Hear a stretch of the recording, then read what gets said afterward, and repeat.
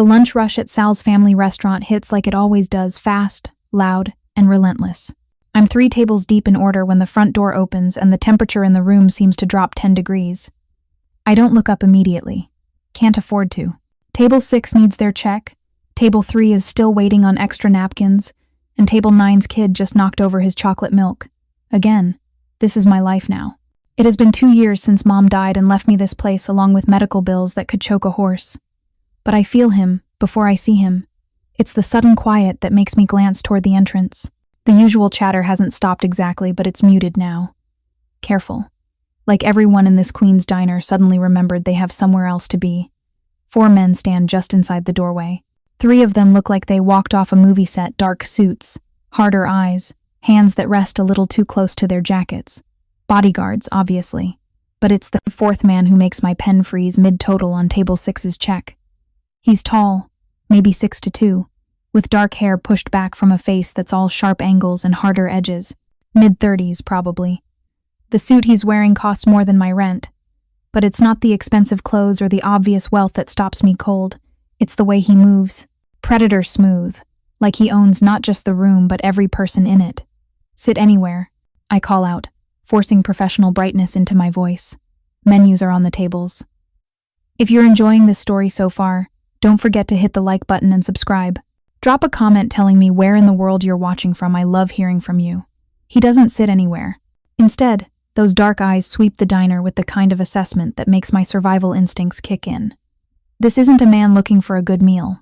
This is a man looking for exits, threats, advantages. The 3 bodyguards fan out slightly. One takes a position near the door. Another moves toward the back. The 3rd stays close to the boss, because that's what he is. I know it instinctively, the same way you know when a storm's coming.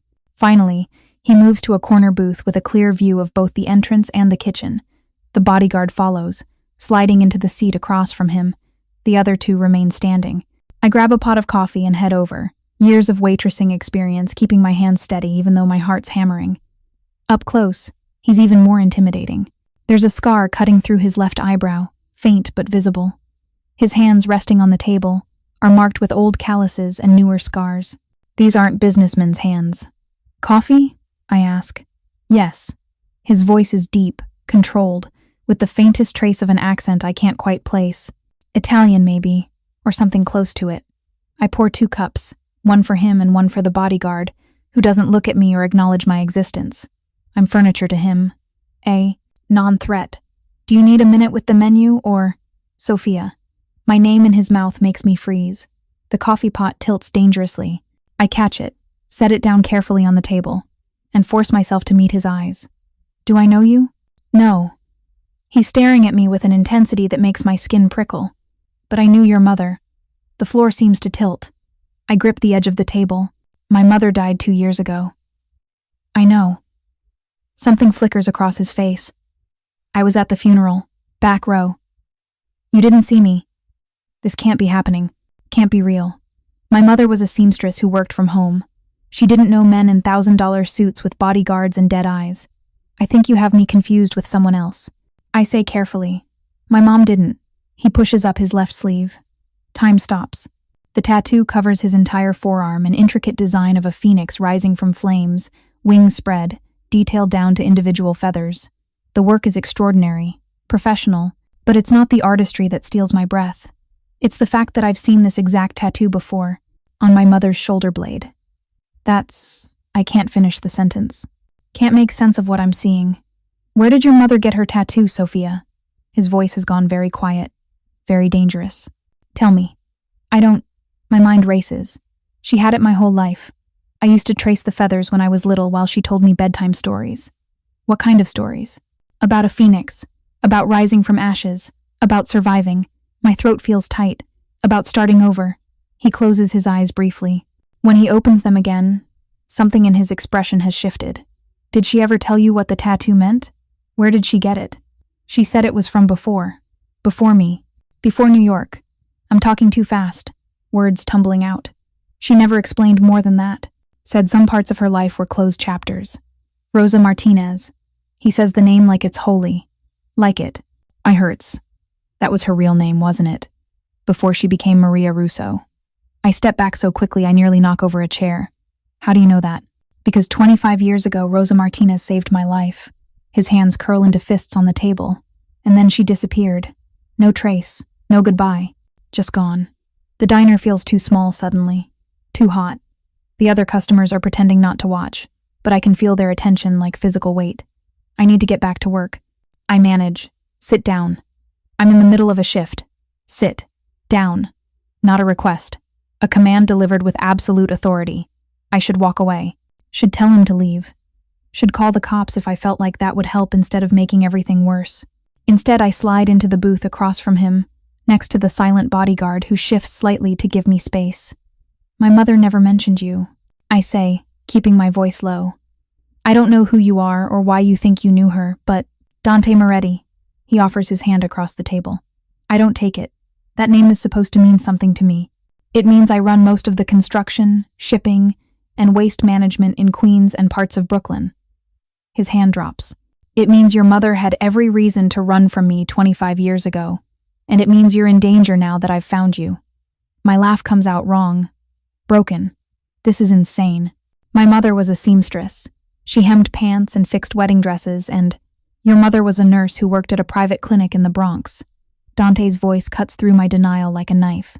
A clinic that treated people who couldn't go to hospitals.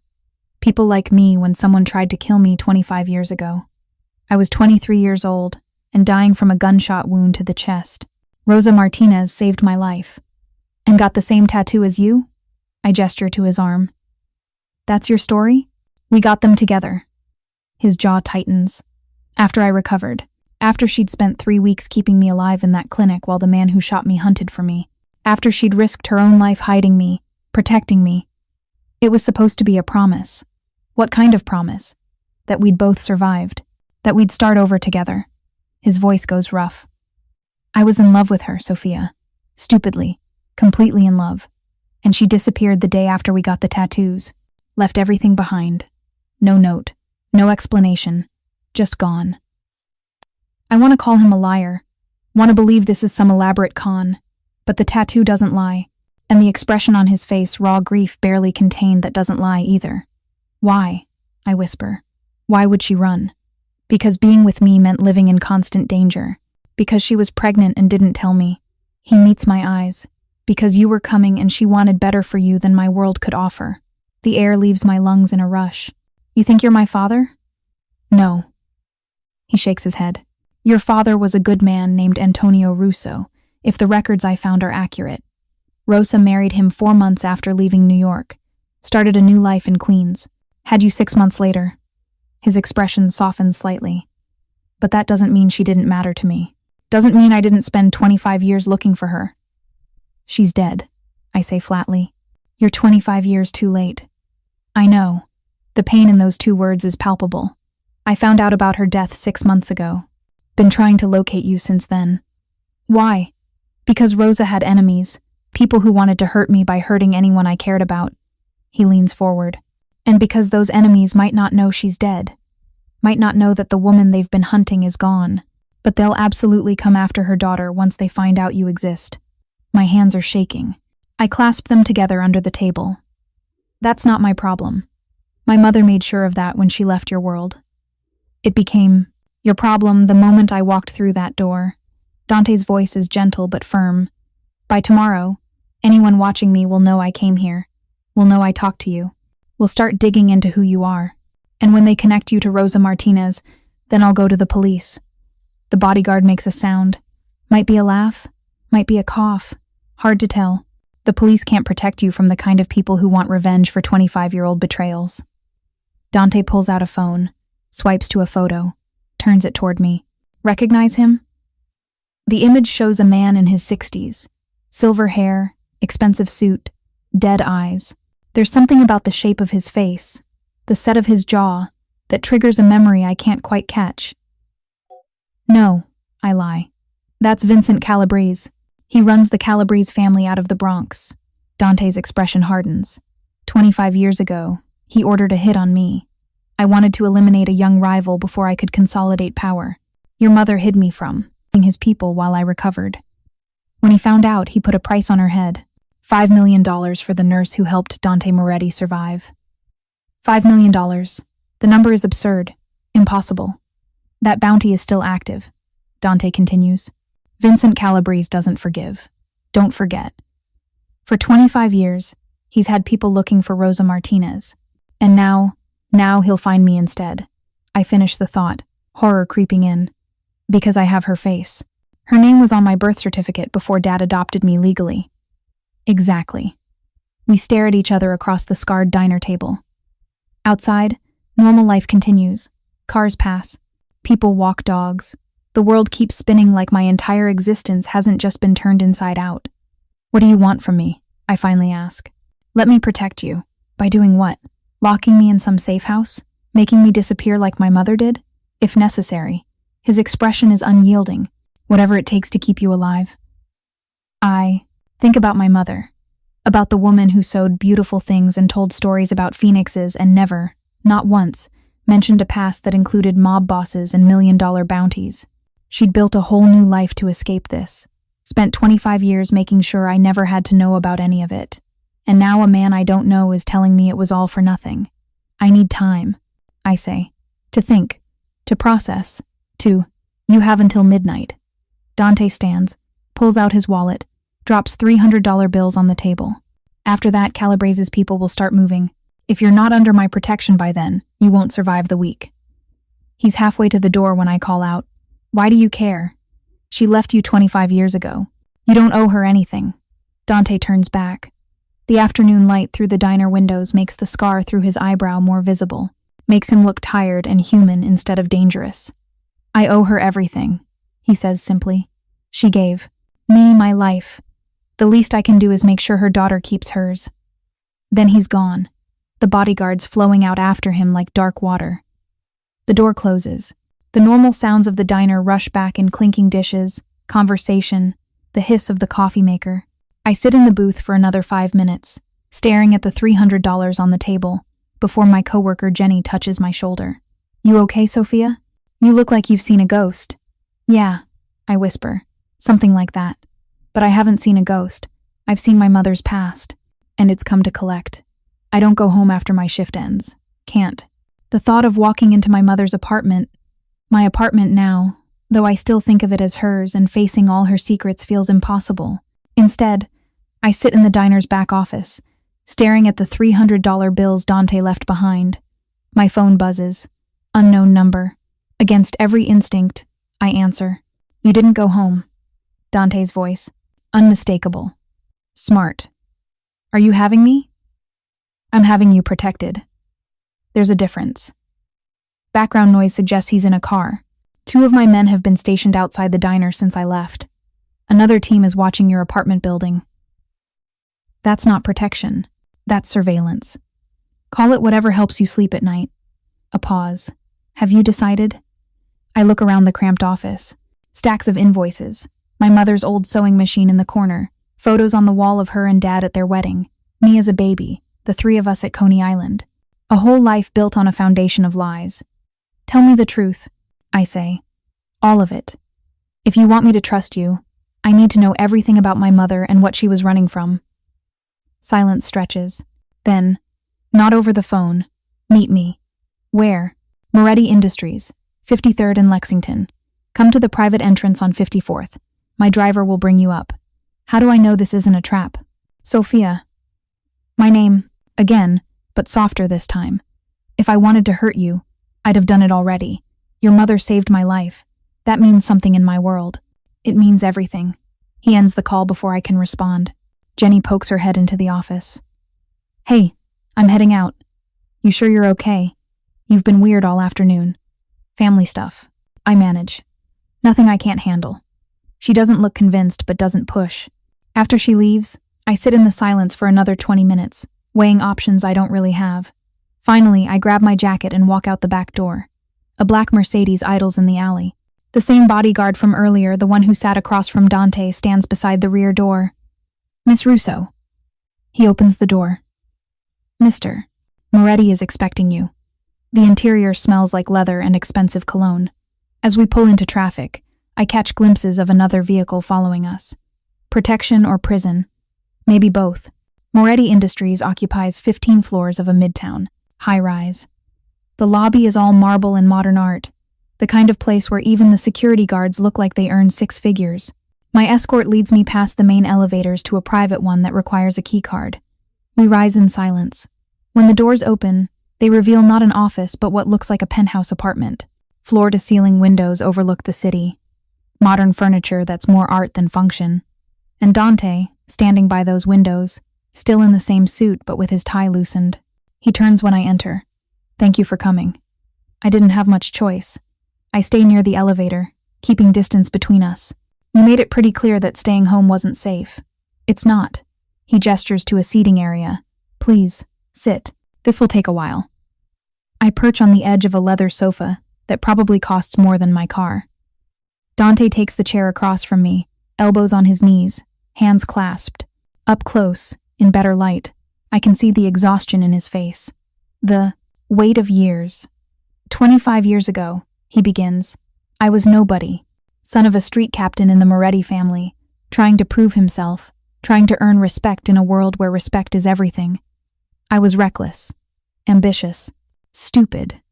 He pulls out his phone, swipes to an old photo. A young man, early 20s, cocky smile, no scar yet stands with an older man who has the same dark eyes. My father, Salvatore Moretti. He ran operations in Queens and parts of Brooklyn. Nothing huge. We weren't one of the 5 families. Just a crew trying to survive. Dante's voice goes rough. Vincent Calabrese saw us as competition, wanted our territory, started a war by killing my father. I'm sorry, I say quietly. Don't be. He knew the risks. Dante swipes to another photo. I inherited everything at 23. Too young, too angry, too determined to avenge my father. I went after Calabrese hard, hid his operations, took his territory, made him look weak in front of the other families. So he tried to kill you. He succeeded. Almost. Dante pulls up his shirt slightly, revealing a wicked scar across his left side. August 15th, 25 years ago. Calabrese's men ambushed me outside a restaurant in the Bronx. 5 of them. I killed 3 before someone got a shot through my chest, punctured my lung. I should have died right there. He lets the shirt fall and meets my eyes. My men got me to a clinic. Not a hospital, too many questions, too much exposure. A private place in the Bronx that treated people like me, people who couldn't afford police involvement. My mother's clinic. Your mother's clinic. He nods. Rosa Martinez was the nurse on duty. 28 years old, no nonsense, terrified but professional. She took one look at me bleeding out on her exam table and went to work. Dante stands, paces to the windows. I was there for 3 weeks, too injured to move. Calabrese's people were hunting me, hitting all my known locations, bribing cops, terrorizing anyone who might be hiding me. Rosa kept me alive, changed bandages, managed infections, sat with me during the worst nights when the pain was so bad I wanted to die. And you fell in love with her. I fell in love with her. His reflection in the window shows a ghost of a smile. She was brilliant, Sofia, sharp-tongued. Refused to be intimidated even when my men showed up with guns. She'd scold them for tracking blood across her clean floors. The smile fades. She was also the most compassionate person I'd ever met. She'd lost her parents young, put herself through nursing school, believed in helping people regardless of who they were. He turns back to face me. When I was finally well enough to leave, I didn't want to. Kept finding excuses to stay one more day, one more treatment. Finally, she called me on it. Said if I wanted to spend time with her, I should ask her to dinner like a normal person instead of pretending to still be dying. Despite everything, I almost smile. That sounds exactly like something my mother would say. We had 6 months, Dante continues. 6 months where I'd sneak away from family business to see her. Where we'd talk for hours about everything except what I did for a living. Where I started to imagine a different life. One where I wasn't Dante Moretti, mob captain. Where I was just someone she could love. The tattoos, I say. When did you get them? Valentine's Day, February 14th. He touches his forearm. I took her to this artist in Brooklyn, the best in the city. Told her I wanted to mark the moment. Document that we'd both survived me physically, her emotionally from years of struggling alone. His expression darkens. She was quiet during the session. I thought it was just nerves about the pain. But the next morning she was gone. The apartment cleared out overnight. No note, no goodbye. Just vanished like she'd never existed. And you looked for her. I tore the city apart looking for her. His hands curl into fists, called in every favor, threatened every contact. Nothing. Rosa Martinez had disappeared completely. It took me 15 years to figure out she'd changed her name, married Antonio Russo, moved to Queens under a new identity. By then, she had me. I processed the timeline. She was already pregnant when she left you. I think so, yes. Dante's voice is careful. But I'm not your father, Sofia. The timing doesn't work. Antonio Russo was a good man. Owned a small print shop. Died 6 years ago from a heart attack. He raised you, loved you, gave you his name legally when you were 3. That makes him your father in every way that matters. Relief floods through me, followed immediately by guilt. Then why did my mother run? If she loved you, because she found out what loving me meant. He pulls up another photo on his phone. A crime scene, bodies on the ground. 3 days before she disappeared, Calabrese's men found the clinic. They knew someone had treated me there. Killed 2 nurses. Tortured the doctor for information. Your mother walked in during the aftermath. My stomach turns. She saw what my world looked like, what being connected to me meant. Dante's voice is flat. That night, I held her while she cried, promised I'd keep her safe, swore Calabrese would pay for what he'd done. The next morning, she was gone, left to protect you before you were even born. The pieces fall into place with horrible clarity. My mother hadn't been running from Dante. She'd been running from his world, from the violence and death that surrounded him like a second skin. And now Calabrese knows about me, I say quietly. Not yet, but he will soon. Dante sits back down across from me. My visit to your diner today will be reported to him by tomorrow morning. He has informants everywhere in my organization, in the police, in legitimate businesses. Once he knows I found Rosa's daughter, he'll move. To kill me, to leverage you. He leans forward. You're worth more alive than dead. If Calabrese can take you, he can force me to make concessions, give up territory, pay ransom, humiliate myself publicly. That's worth more to him than simple revenge. So, what do I do? My voice sounds small, scared. Run like my mother did? Change my name? Disappear? You let me protect you. Dante's dark eyes hold mine. You stay in a secure location while I negotiate with Calabrese. Find a way to neutralize the threat permanently. Negotiate meaning what? Pay him off? Kill him? Whatever works. No apology, no softening, just cold pragmatism. I think about my mother spending 25 years looking over her shoulder, building a life on lies and fear, dying without ever telling me the truth about who she really was. I can't live like that, I whisper. Running, hiding, always afraid. Then don't. Dante stands, offers his hand. Let me end this, once and for all. But I need you safe while I do it. Give me 2 weeks. That's all I'm asking. 2 weeks. 14 days in hiding while this stranger, this dangerous man who claims he loved my mother, wages war on my behalf. If I say no, you'll be dead within 72 hours. No drama, just a fact. Calabrese doesn't make empty threats. Neither do I. I look at his outstretched hand, at the tattoo visible beneath his rolled sleeve. The same phoenix my mother wore on her shoulder, the same symbol of survival and second chances. Slowly, I place my hand in his. His grip is warm, firm, steady. 2 weeks, I agree. But I have conditions. Name them. I want to know everything. No secrets. No protected truths. If I'm risking my life for your protection, I deserve full transparency. Agreed. And when this is over, when Calabrese is dealt with, I walk away. Back to my normal life. No obligations. No connections to your world. Something flickers in his expression. Pain, maybe. Or resignation. If that's what you want, it is. He nods once. Then we have a deal. Dante makes a call in rapid Italian. Within minutes, 3 men arrive, including the bodyguard from earlier, whose name I learn is Marco. They're efficient and professional, explaining the security protocols like they're discussing weather patterns. You'll stay at a private residence in Westchester, Marco says. Gated property, 24-hour security. Everything you need will be provided. What about the diner? My job? People will worry. Family emergency, Dante interrupts. Death in the family requires you to travel for a few weeks. Jenny will manage things. I'm already arranging additional staffing and covering payroll. You can't just... Sofia. He stops me with a look. This is non-negotiable. The moment you walk out of this building, you're a target. Every person you interact with becomes collateral damage.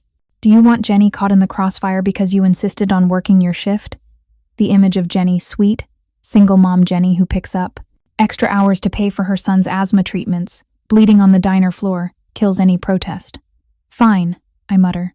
But I'm paying you back for the staffing costs. We'll discuss it later. Dante's mouth quirks. Your mother was this stubborn too. We take a service elevator to an underground garage. The security is overwhelming, multiple vehicles, armed guards, routes planned with military precision. I'm ushered into the back of an armored SUV. Marco at the wheel, another guard in the passenger seat. Dante slides in beside me. I'm coming with you. Need to ensure the property is secure before I leave you there. The drive takes 40 minutes. We leave the city behind, heading north into wealthy suburbs where houses hide behind walls and gates. Finally, we turn onto a private road that winds through trees before opening up to reveal a modern mansion that looks like it belongs in an architecture magazine. Is this secure? I ask, staring at the glass walls. Bulletproof glass, reinforced steel frames, state-of-the-art alarm system, 6 guards on rotating shifts. Dante exits the vehicle, waiting for me. You're safer here than anywhere in the city. Inside, the house is beautiful, in an impersonal way. Expensive furniture, art that probably costs more than my annual income, a kitchen that could service a restaurant, but it feels empty, cold. A woman in her 50s appears from somewhere, warm smile, kind eyes, salt and pepper hair pulled back. Miss Russo, I'm Elena. I'll be managing the house during your stay. Anything you need, just ask. Thank you, I managed. Your room is upstairs. First door on the right. I've prepared some clothes in your size, mister. Moretti provided measurements. She shoots Dante a look. Though perhaps next time, ask before having someone's apartment searched. My head snaps toward him. You went through my things?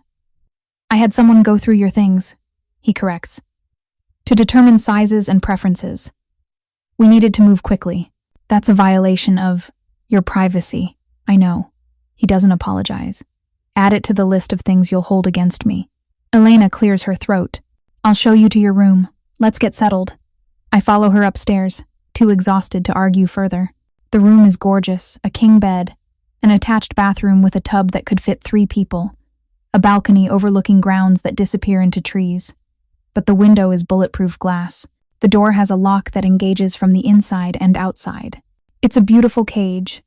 Elena, I ask as she shows me the closet full of clothes that are, horrifyingly, exactly my style and size. How long have you worked for Dante? 20 years. She smooths a sweater that probably costs more than my monthly rent, since before he became the boss. Is he a good man? She's quiet for a long moment. He's a complicated man. He does terrible things sometimes, makes hard choices that keep his people alive. She meets my eyes. But he loved your mother very much. Spent 2 decades looking for her. That kind of devotion is rare in his world. My mother left for a reason. She did. And she made a life she was proud of. Raised a daughter who works 2 jobs and fights to keep a family business alive. Elena squeezes my shoulder gently. But that doesn't mean Mr. Moretti stopped caring. Some loves don't fade. They just learn to live with absence. She leaves me alone. I shower in the enormous bathroom, change into soft pajamas that fit perfectly, and collapse onto the bed that's more comfortable than anything I've ever slept on. My phone buzzes. Text from Dante. Security check-in. You okay? I type back. Define okay. Fair point. Get some sleep. We'll talk more tomorrow about Calabrese and the plan. Dante? Yes? Thank you. For protecting me. Even though I didn't ask for it. 3 dots appear. Disappear. Appear again. Finally. Your mother would haunt me if I let anything happen to you. I'm too old to deal with angry ghosts. Despite everything, the fear, the confusion, the surreal nightmare my life has become, I smile. Then I think about my mother. About the woman who told me stories about phoenixes rising from ashes. Who built a whole new life to protect me from a past I never knew existed. Who loved a dangerous man and walked away to keep me safe. Mom, I think toward whatever afterlife might exist. I hope I'm making the right choice. I hope you'll understand. The house settles into quiet around me. Outside, guards patrol in darkness. And somewhere in the city, Vincent Calabrese is learning that Rosa Martinez's daughter has been found. The war my mother tried to prevent is coming, and I'm standing at the center of it. The morning brings Elena with coffee and pastries, sunlight through bulletproof glass, and the reality that I'm effectively a prisoner in paradise. Dante arrives at 9. He's changed clothes, dark jeans, black Henley, the same watch that probably costs more than my car. Without the suit, he looks younger, more human, though the gun visible in a shoulder holster reminds me exactly what he is. "Sleep okay?" he asks, accepting coffee from Elena. "Surprisingly, yes. This bed is ridiculous. Wait until you try the shower. Water pressure is life-changing." He settles into a chair across from where I'm curled on the sofa. "We need to talk about Vincent Calabrese, about what happens next." I set down my coffee. I'm listening. He pulls out a tablet, brings up a photo of the silver-haired man from yesterday, Vincent Calabrese, 72 years old, runs the Calabrese family primarily drugs, protection, and construction in the Bronx and Upper Manhattan. He's old school, values respect and vengeance above profit. And he's wanted revenge on my mother for 25 years. Not just revenge, vindication. Dante swipes to another image, a young man in his 30s. Handsome, cocky smile. This was Vincent's son, Michael. 25 years ago, Michael was Vincent's heir, being groomed to take over the family. He was also the one who shot me. My breath catches. "My mother saved you from Vincent's son." "Yes." "And when Michael died in a car accident 6 months after that shooting, Vincent blamed me, blamed Rosa for keeping me alive, convinced himself that if I'd died, Michael would still be living." Dante's expression hardens. He put that $5 million bounty on her head 3 days after Michael's funeral. It's been active ever since. But she was gone by then, hidden. Which only made Vincent angrier. For 25 years, he's had people searching. Every Rosa Martinez in the country investigated. Every woman fitting her description tracked. He spent millions trying to find her. Dante meets my eyes. "When I showed up at your diner yesterday, 3 of my men reported suspicious surveillance in the area. Calabrese's people." My stomach drops. They already know about me? They know I visited a diner in Queens. They know I stayed for 15 minutes. They're investigating why. He pulls up another image, the diner's exterior, photographed from across the street. "This was taken an hour after I left. They're watching, waiting to confirm who you are. How long before they figure it out? Days, maybe hours." He sets the tablet aside, which is why I've already made the first move. "What did you do?" "I requested a meeting with Vincent. Tonight, neutral territory, to discuss peace terms." I sit up straighter. "You're going to negotiate with him? Use me as leverage?" "I'm going to offer him something he wants more than revenge." Dante's voice is calm. "Strategic. Territory. Money. A public acknowledgement that he won our war 25 years ago, and I'm finally accepting defeat. You'd do that? Give up everything you've built? I'd burn my entire empire to the ground if it kept you safe." The intensity in his voice stops my breath. "Your mother gave me life. Giving her daughter safety is the least I can do. I process this, and Calabrese will just accept that? Walk away?" Vincent's old, tired. He's been fighting me for 25 years. If I give him a win, public, profitable, satisfying, he might take it. Dante's expression suggests he doesn't fully believe this. It's worth trying before we move to more permanent solutions. Permanent solutions meaning murder. Meaning whatever's necessary. No apology. I won't let him hurt you, Sofia. Not for revenge, not for principle, not for any reason. Elena appears with more coffee. I accept it automatically, needing something to do with my hands. "What if he doesn't accept?" I ask. "What if he wants more than territory? Then we go to war. Simple, final, and I make sure he loses." We spend the rest of the morning going over security protocols. Marco briefs me on emergency procedures, where to go if the house is breached, how to use the panic buttons hidden in every room, which guards are on which shifts. It's overwhelming and terrifying and surreal. By afternoon, I'm restless. The house is beautiful but confining. I venture onto the back patio, where 2 guards are stationed but trying to be unobtrusive. Dante finds me there, staring at the woods beyond the property line. "Feeling trapped?" he asks. "Feeling like I'm living in a nightmare." He leans against the railing beside me. "I'm sorry. For all of it. For my world touching yours. For your mother's past catching up to you. It's not your fault. I surprise myself by meaning it. You didn't ask her to save you. Didn't ask her to fall in love with you. She made her choices. Now I'm making mine. Which are, to trust you. For now. I turn to face him. But Dante? If you get me killed because of some 25-year-old vendetta, I'm haunting you way worse than my mother would. He laughs. Actually, I laugh. The sound transforms his face, making him look years younger. Duly noted. I'll add it to my list of motivations. His phone buzzes. He checks it, expression darkening. Vincent agreed to meet. 8 o'clock tonight. Cipriani's in Midtown. Public restaurant. Neutral ground. Too many witnesses for anything violent. He types a response. But I'm not taking chances. I'll have 30 men positioned around the building. Marco will stay here with you. Fear spikes through me. What if it's a trap? What if he tries to kill you? Then Marco gets you somewhere safer and you forget I ever existed. He says it like discussing weather. But that won't happen. Vincent's old school. He respects the rules. Neutral ground means no violence. You don't know that for certain. No. He meets my eyes.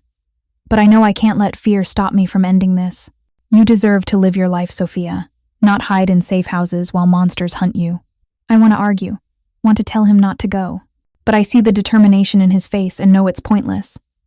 Come back alive, I say instead. That's an order. Yes, ma'am. He squeezes my shoulder, gently. I'll check in every hour. Any problems? Marco has protocols. He leaves at 6. I watch from the window as his convoy disappears down the private road. Elena brings dinner pasta that I push around my plate without tasting. Marco stands in the corner, vigilant but trying to be unobtrusive. 7 o'clock passes. Then 7:30. My phone stays silent. At 8:15, it finally buzzes. Meeting started. Vincent brought 6 men, all unarmed per agreement. So far civil. I type back. Stay safe, always. 8:30. No update. 9 o'clock. Nothing. By 9:30, I'm pacing. Marco's watching me carefully but says nothing. 9:45. My phone rings. Dante's name on the screen. Hello? We have a problem. His voice is tight. Controlled but barely. Vincent didn't come to negotiate. My heart stops. What did he come for? To make a counteroffer. He'll drop the bounty on Rosa on you permanently. In exchange for one thing. What thing? You. The world tilts. I sink onto the sofa. What does that mean? He wants to meet you. Face to face. Says if Rosa Martinez's daughter is willing to sit across from him, look him in the eye, and explain why her mother was worth more than his son, he'll consider letting go of 25 years of hatred. Dante's breathing is uneven. It's a trap. Has to be. I told him no. What did he say? That he'll give me 48 hours to convince you. After that, the bounty doubles to 10 million, and he'll make sure everyone in the 5 boroughs knows Rosa's daughter is in New York. I close my eyes. So either I meet with him or become the most hunted person in the city. Either I find another way to neutralize him or we disappear you permanently. Witness protection. New identity. New life somewhere he'll never find you. Both options sound like living death. What do you think I should do? Run. Tonight. Let me set you up in Montana or Oregon or Alaska. Somewhere remote. Somewhere safe. For the rest of my life? Always looking over my shoulder? Never able to use my real name or contact anyone I know? My voice cracks. That's not living. That's just surviving. Surviving is better than dying. Is it? I think about my mother. She survived for 25 years. But did she live? Really live? Or did she just exist in the shadow of fear? Dante's silent for a long moment. What are you saying? I'm saying maybe I need to face Vincent Calabrese. Look him in the eye. Make him see me as a person instead of Rosa Martinez's daughter. It's insane. Dangerous. Probably suicidal. Maybe that's the only way this ends. Absolutely not. You're not sitting across from a man who wants you dead. He wants answers. Maybe if I give them to him, he'll let this go. And maybe he'll kill you the moment you're in reach. Sofia, I can't let you do this. It's not your choice. I stand, walk to the window. It's mine, and I'm making it. The line goes dead.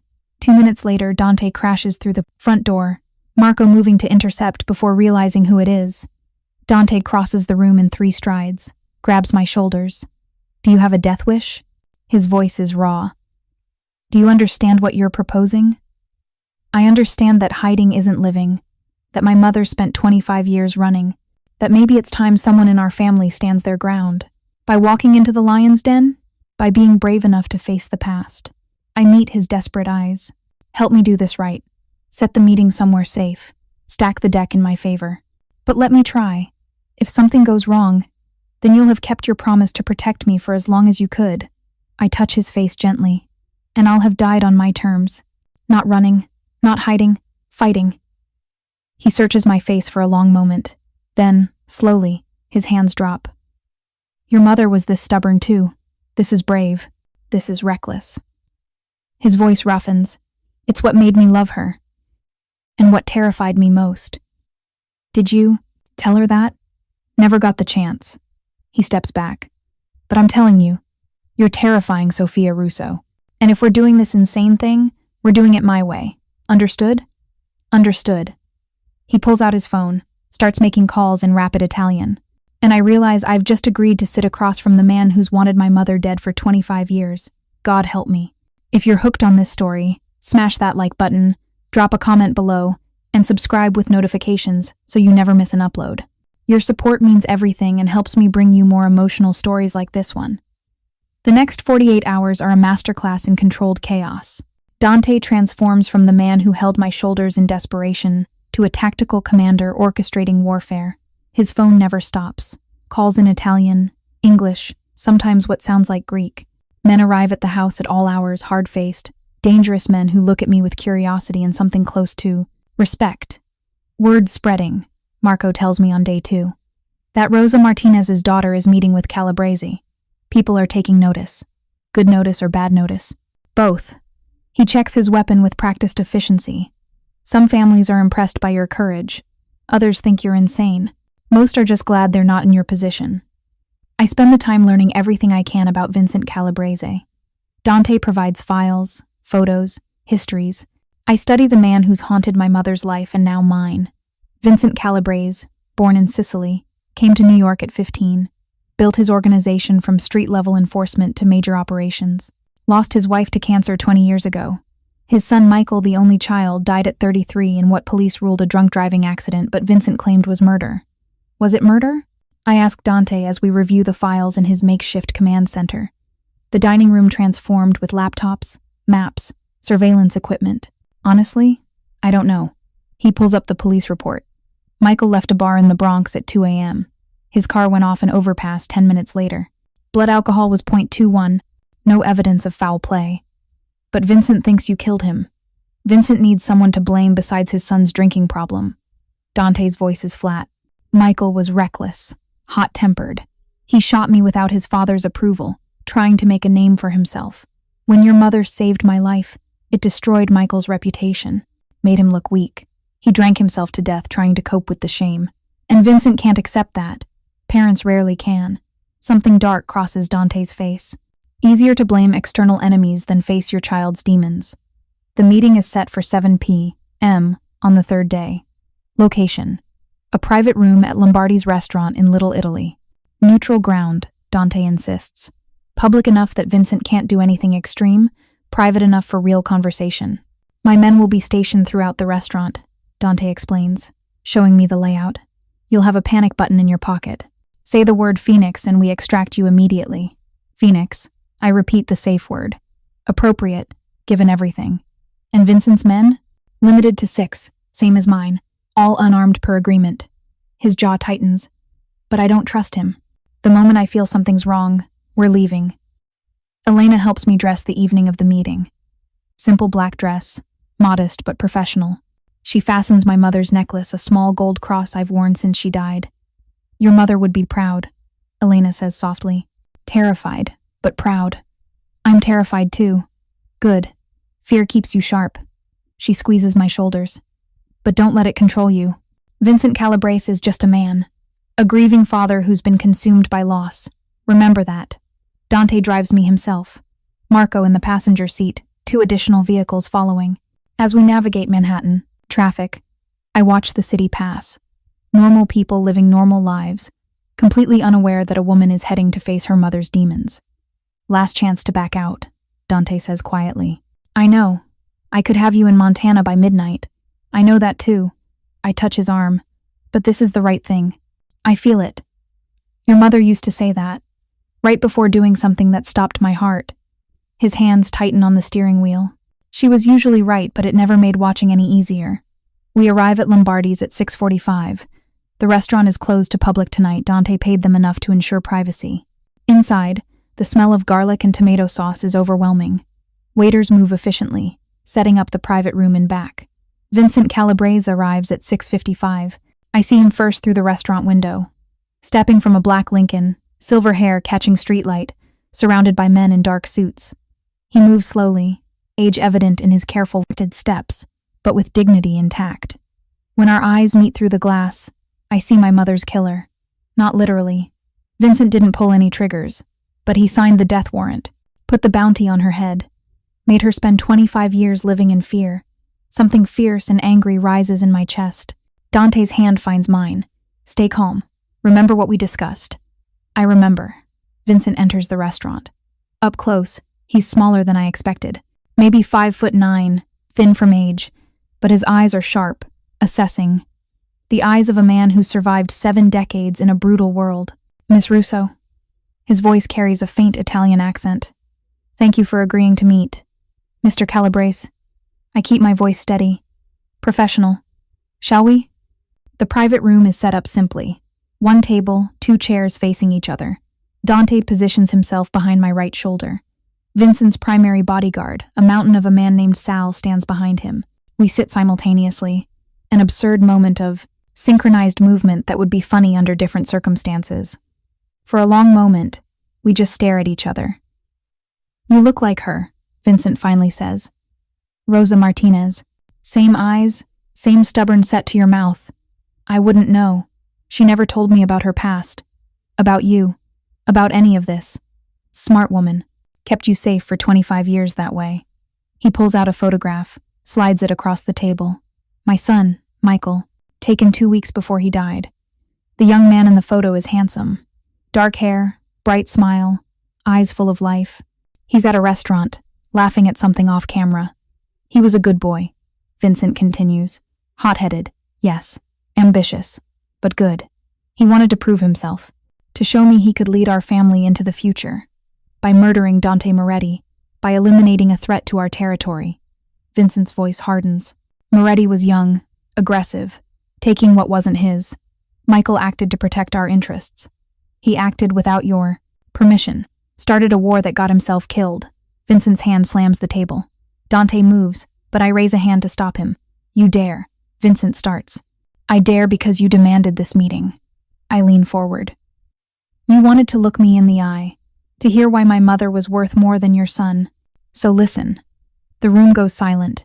Even the background noise from the kitchen seems to fade. My mother was a nurse, I say quietly. She dedicated her life to helping people. When Dante Moretti showed up dying at her clinic, she didn't see a mob boss. She saw a young man who would die without intervention. So she saved him, because that's what she did. She saved people. She saved my son's murderer. Dante didn't murder your son. I slide the photo back across the table. Your son murdered himself, through reckless ambition, through shooting someone without authorization, through drinking himself to death when he couldn't handle the consequences. Vincent's face goes white. You know nothing about... I know what it's like to lose a parent. My voice breaks slightly. My mother died 2 years ago. Cancer.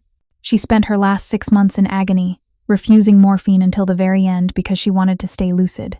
To tell me she loved me. To make sure I'd be okay. Tears welled despite my efforts to contain them.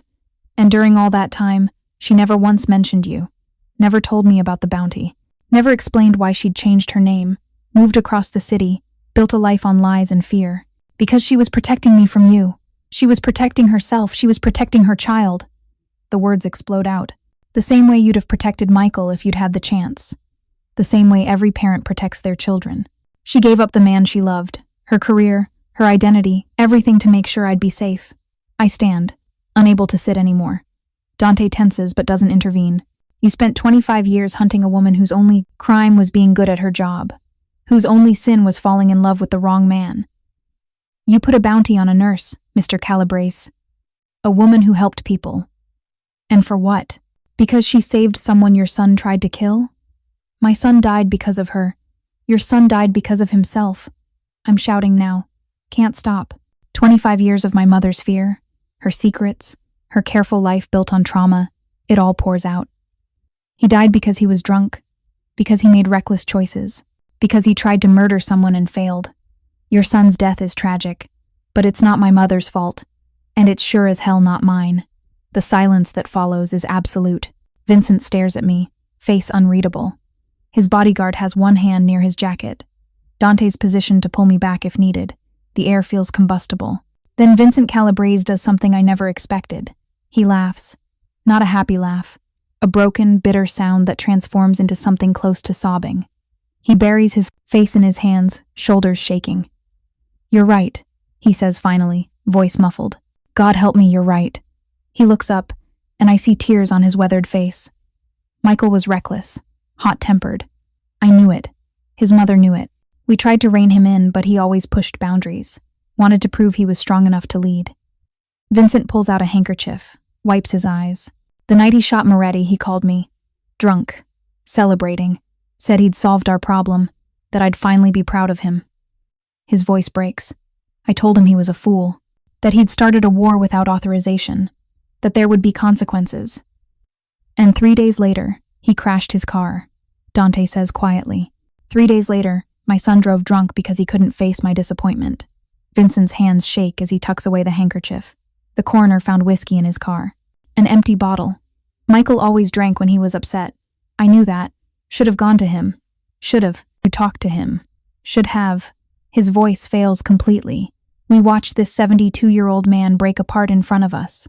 For 25 years, Vincent continues eventually. I told myself a story. That Moretti killed my boy. That the nurse who saved him was complicit. That if I could just find her, hurt her, make her pay, then Michael's death would mean something. Then I could stop hurting. He meets my eyes. But it was a lie. A comfortable lie that let me avoid the truth. That my son died because I failed him. Because I was too hard, too demanding, too focused on respect and strength. Because I never told him it was okay to make mistakes. That I loved him regardless. Tears run freely now. Your mother didn't kill my son. I did. By making him terrified of failure. I sink back into my chair, completely unprepared for this. For Vincent Calabrese to take responsibility, to see his own role in his son's death. I'm sorry, I whisper. For your loss. For Michael. For all of Sty. Don't apologize for my sins. Vincent straightens, wiping his face. But I need you to understand something, Miss Russo. The bounty on your mother on you, it can't just disappear. I made it public 25 years ago. Families across the city know about it. If I simply drop it without cause, I look weak. Sentimental. It invites challenges to my authority. Dante moves forward. Vincent, let me finish. Vincent raises a hand. But if you and I, Miss Russo, come to an understanding, if you help me save face while ending this vendetta, then perhaps we can find a solution that honors both our losses. What kind of understanding? Public acknowledgement. You and I, photographed together, shaking hands, with a statement that Rosa Martinez's daughter met with me, explained her mother's actions, and convinced me to end a 25-year pursuit. His eyes are shrewd. It lets me look magnanimous instead of weak, merciful instead of defeated. I glance at Dante. He's thinking, hard, calculating angles. And the bounty? I press. Publicly withdrawn. With compensation to you, let's say $5 million as restitution for 25 years of your mother living in fear. It's a peace settlement. Business transaction. The families will understand that. $5 million. The number is staggering. I don't want your money, I say automatically. Then donate it. Use it to honor your mother's memory. Build a clinic in her name. Whatever lets you sleep at night. Vincent leans forward. But take it, Miss Russo. Let this end with dignity for both families. Dante's hand settles on my shoulder. Can I speak with Sofia privately? Take your time. We move to the far corner of the room. Dante's expression is unreadable. It's a trap, he says quietly. Has to be. Vincent doesn't capitulate this easily. He's grieving. You saw him break down. Grief can be performed, especially by a man who's survived this long in our world.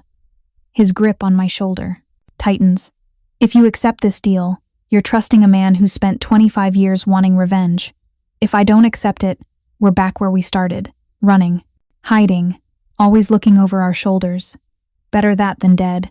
I think about my mother, about the life she built from fear, about Dante's own 25-year quest to find her, about cycles of violence and revenge that destroy everyone they touch. I'm accepting his offer, I say. Sofia, not because I trust him completely, because I trust that he's tired, that he wants this to end as much as we do, that maybe, just maybe, two people can choose peace instead of war. Dante searches my face. You're so much like her. It terrifies me. Good. I squeeze his hand. Someone needs to scare you occasionally. We return to the table. Vincent watches with sharp eyes. I accept your terms, I tell him. Public acknowledgement, peace settlement, the bounty withdrawn permanently. With one addition, Dante interjects. Any family that moves against Sofia after this agreement is considered to be moving against Calabrese interests. Your protection extends beyond just withdrawing the bounty. Vincent considers this. Agreed. But in exchange, Moretti territory in the Bronx, specifically the waste management contracts those transfer to Calabrese operations. Half the contracts. I keep half. 2/3 to me, 1/3 to you. Done. They shake hands across the table. Two old warriors negotiating peace over territory and money, and a woman neither of them can bring back from the dead. When do we make the public statement? I ask. Tomorrow, noon. There's a charity event at the Plaza Cancer Research. Your mother died of cancer, correct? Vincent's voice is careful. Yes. Then we attend together. Make our announcement there. Donate to the cause in Rosa Martinez's name. He stands, extends his hand to me. Let her legacy be about saving lives instead of ending them. I take his hand. His grip is firm, dry, and warm. Human. For what it's worth, Vincent says quietly, I am sorry. For your mother's fear. For the life she had to abandon. For making a child bear the weight of adult sins. I accept your apology. And I'm sorry for your son. For Michael. For the loss that consumed 25 years of your life. He nods once. Then he and his men leave. The restaurant feels enormous and empty in their absence. Dante sinks into Vincent's vacated chair, scrubs his face with both hands. Did that actually just happen? He asks. I think so. I'm shaking now, an adrenaline crash hitting hard. I think we just ended a 25-year war with a handshake and a charity donation. Your mother would have approved. She always believed in talking before fighting. Elena said the same thing. Elena's smart. We sit in silence for a while, the enormity of what just happened settling over us. What happens now? I finally ask. Now we verify Vincent keeps his word, the public announcement. Tomorrow. The bounty officially withdrawn. Your safety is guaranteed. Dante stands, offers his hand. And then, per our agreement, you walk away, back to your normal life. No obligations to my world. I take his hand, let him pull me up. We're standing very close. I can see the scar through his eyebrow, the flecks of silver in his dark hair, the exhaustion and relief warring in his eyes. What if I don't want to walk away? The words escape before I can stop them. Sofia, I mean it. These past few days, learning about my mother, meeting you, understanding where I came from, it changed something. I touch his chest, feel his heartbeat strong and steady. I'm not saying I want to join your world, but I'm saying maybe we could try. Dating like normal people. Dinners that don't involve mob negotiations. Coffee without bodyguards. Normal isn't something I'm capable of. Then we'll be abnormal together. I smile slightly. My mother loved you once. Maybe I could too. If you gave me the chance. I'm 25 years older than you. You're 19 years older. I did the math. I'm dangerous. So am I. Apparently. I just negotiated peace with a mob boss who wanted me dead. Sofia. He cups my face in both hands. If I let myself love you, if I let this become something real, I'll spend every day terrified, watching for threats, seeing danger everywhere. It's not fair to you. Life's not fair. My mother taught me that. I lean into his touch. But maybe we deserve some happiness despite that. Some peace. Some chance at the future she and you never got. He kisses me then. Gentle at first, then deeper. Desperate. Like he's drowning and I'm air. When we finally break apart, we're both breathing hard. 2 conditions, he says roughly. If we try this, really try, you keep your independence, your diner, your life. I don't consume you the way I wanted to consume your mother. Agreed. And second, you promise if it gets too dangerous, if my world threatens you again, you'll walk away. No arguments, no negotiations, just gone. I promise. I kiss him again, brief and fierce. But I don't think I'll need to. I think you and I are going to figure this out. Your mother's optimism, your stubbornness. He laughs against my mouth. We're doomed. Probably.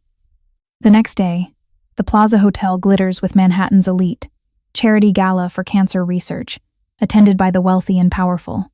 Vincent Calabrese and Dante Moretti arrive separately but meet at the entrance. Photographers capture the moment. Two old enemies shaking hands, both somber, both respectful. I arrive 10 minutes later in a dress. Elena picked out black, elegant, appropriate. When Vincent sees me, he extends his arm like a grandfather escorting his granddaughter. The cameras flash blindingly. Inside, Vincent makes a speech. About loss, about his son Michael, about a nurse named Rosa Martinez who saved someone he considered an enemy, about her daughter, Sofia, who had the courage to face him and help him see the truth, about ending cycles of violence with conversation instead of bullets. The crowd is silent, riveted. This is history. Two families ending a war publicly, peacefully. It's unprecedented. Vincent announces the bounty is withdrawn, that $5 million will be donated to cancer research in Rosa Martinez's name, that Sofia Russo is under Calabrese protection indefinitely. Then he asks me to say something. I stand on shaky legs, move to the microphone. Hundreds of faces stare. Dante's among them, steady and proud. My mother spent 25 years living in fear, I say, voice carrying across the ballroom. She changed her name, her life, her entire identity, because she made the choice to save a life instead of let someone die. She was a nurse, a healer, someone who believed in helping people regardless of who they were or what they'd done. I look at Vincent. Mr. Calabrese lost his son 25 years ago. That loss consumed him, made him pursue revenge against a woman who was only guilty of being good at her job. But today, we're choosing something different. We're choosing to honor our dead by living better lives, by ending violence instead of perpetuating it. My voice strengthens. My mother can't be here, but I think she'd be proud that her daughter and the man she loved found a way to make peace with her enemies, that something good came from all the pain. The applause starts slowly, then builds. Vincent hugs me, brief but genuine. Dante stays back, professional distance maintained, but his eyes tell a different story. Afterward, reporters ask questions. I answer honestly. Yes, my mother changed her identity. Yes, she lived in fear. Yes, I met with Mr. Calabrese to end a 25-year vendetta. No, I don't hold grudges. Yes, I hope this encourages others to choose peace. The story makes national news. Mob boss ends 25-year manhunt after meeting victim's daughter. Headlines focus on the unusual, peaceful resolution, the $5 million donation, the handshake between former enemies. Some reporters call me brave, others call me naive. I don't care, because for the first time in my life, I'm not carrying my mother's secrets, not hiding from a past I didn't understand. I'm free. 3 months later, life has found a strange new rhythm. The diner thrives partially because the publicity brought curious customers, partially because I invested some of Vincent's donation into renovations and better equipment. I kept $1 million for myself, college fund, and security. The rest went to cancer research as promised. Dante visits most mornings. Coffee, conversation, sometimes helping with breakfast rush when we're short-staffed. His men maintain discreet distance, but I've gotten used to their presence. Vincent sends flowers monthly, always with a note. For Rosa, for Michael, for peace. I've started having dinner with him occasionally. He tells stories about old Brooklyn, about building his organization, about his wife Maria, about Michael as a boy, funny, bright, loving before ambition poisoned him. We're not family, but we've found something like forgiveness. Dante and I are taking it slow. Dinners, movies, long walks through the city. He's teaching me about his world, the legitimate parts. I'm teaching him about mine, small business ownership, customer service, the art of perfect coffee. It's strange and complicated and absolutely nothing like normal relationships. It's perfect. On a Tuesday evening, 4 months after the plaza announcement, Dante shows up at closing time with a wrapped package. "What's this?" I ask, locking the diner door. "Something I've been holding onto for 25 years. Something I want you to have." Inside is a photograph. My mother, young, maybe 28, laughing at something off camera. She's in scrubs, hair pulled back, eyes bright. Next to her, a young Dante with no scar, cocky smile, arm around her shoulders. They look happy, in love, untouched by the tragedy that would tear them apart. "When was this taken?" My voice is thick. 2 days before we got the tattoos. A friend took it at the clinic. Dante's voice is gentle. "I've kept it all these years, carried it with me. It was the only piece of her I had left." Tears blur my vision. She looks so happy. She was. We both were. For about 6 months, I got to be someone normal, someone she could love without fear. He touches the photo gently. "I want you to have it. A piece of her past that's beautiful instead of scary." I throw my arms around him. He holds me while I cry for my mother, for the life she gave up, for the love she walked away from to protect me. "Thank you," I whisper, "for loving her, for protecting me, for being honest about all of it. Thank you for being brave enough to face it, to face Vincent, to give me a second chance at something I thought I'd lost forever." We stand in the empty diner, holding each other, surrounded by the ghosts of choices made 25 years ago. But we're not ghosts. We're alive, together, building something new from the ashes of the past, like phoenixes rising. Just like my mother always said. Epilogue. 1 year later. The cemetery is quiet on Funday mornings. I come weekly now, bringing fresh flowers, sitting on the bench near my mother's grave.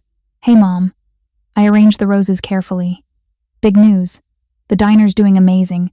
We just got written up in the Times Best Breakfast in Queens," they said. "You'd have loved it." I touch her headstone. "Dante asked me to move in with him." I said yes. "Don't worry, I'm keeping the diner, and my own bank account, and my independence. But I think you'd approve. He's good to me, Mom. Patient, kind, still dangerous, but trying so hard to be better." A breeze rustles the trees. I imagine it's her approval. "Vincent came to dinner last week. Can you believe that? The man who wanted you dead for 25 years, eating my pasta, telling stories about his grandson. He's different now, softer. I think facing the truth about Michael freed something in him." I pull out the photograph Dante gave me. He gave me this. You and him, before everything went wrong. "You look so happy, Mom. So in love. I'm sorry you had to give that up for me. Sorry you spent 25 years looking over your shoulder." Tears come easily now. I don't fight them. But I'm trying to honor you by living fully, by not letting fear control me, by choosing love even when it's complicated. I trace her face in the photo. By being brave like you taught me, by surviving and thriving. Footsteps approach. Dante carrying coffee and his own flowers. He started coming with me, paying respects to the woman he loved first. "Morning," he says softly, kissing my temple. "Morning." We sit together on the bench. Two people connected by a woman who's gone but never forgotten. By choices made 25 years ago that ripple forward into unexpected futures. "She'd like this," Dante says eventually. "Us together. The peace with Vincent, the diner thriving. All of it." "How do you know?" "Because Rosa always believed in second chances. In phoenixes rising from ashes. In love strong enough to survive impossible circumstances." He takes my hand. "We're living proof she was right." I rest my head on his shoulder. "I love you. Just so you know. I love you too." His arm tightens around me. "Thank you for giving me the chance to try." We stay until the sun rises fully, warming the stones, chasing shadows. Then we head back to the city, to the diner where we first collided, to the life we're building together. My mother's tattoo was a phoenix rising. Turns out, I inherited more than her eyes and her stubbornness. I inherited her ability to survive anything, and to love despite the cost. Thank you so much for watching until the end. If you loved this story, check out the other videos on your screen now. I think you'll really enjoy them. And don't forget to subscribe if you haven't already. See you in the next story.